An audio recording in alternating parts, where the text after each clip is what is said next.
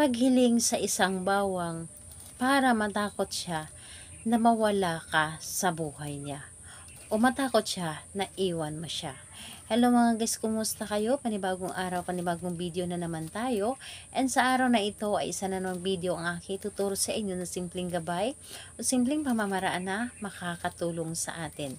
At bago ang lahat, gusto ko lang mag-disclaimer sa mga taong hindi naniniwala at hindi gusto ang mga kagaya nitong video.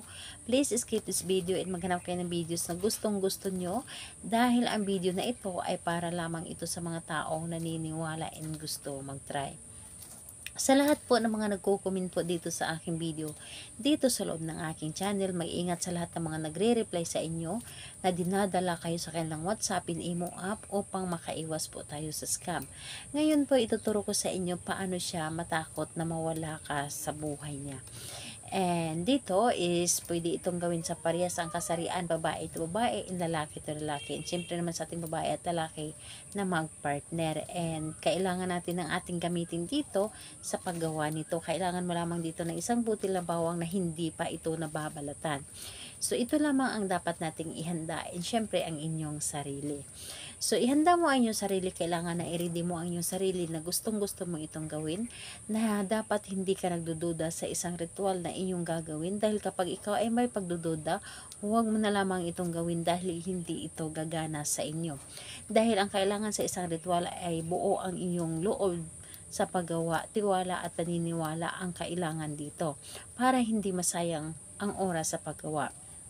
Ayan, kapag ready ka na, pwede mo na itong umpisahan.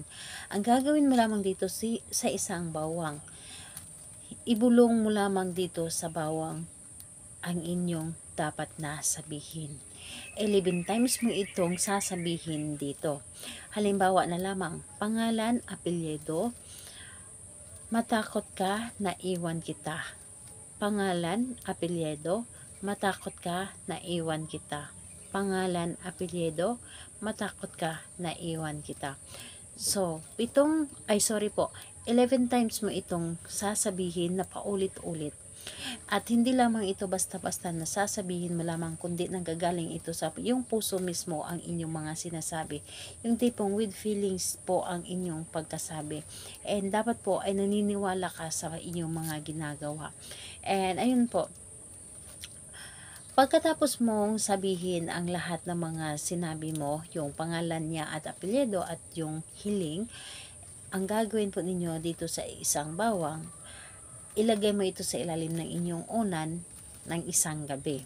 Ilagay mo sa ilalim ng inyong unan ng isang gabi, and kinabukasan po, humanap ka ng mapagbabaonan nito. Kahit nasa paso, basta sa lupa po ito, ibabaon po ninyo ito. So, paano kung hindi ko ito maibaon dahil walang mapagbaonan? Halimbawa na lamang, katulad sa abroad, walang mapagbaonan. Ang gagawin po ninyo, ilagay nyo lamang ito sa isang baso at lagyan ng tubig. Kapag ito ay tumubo, ibig sabihin nun, gumana ang inyong ginawa. So, ayun po.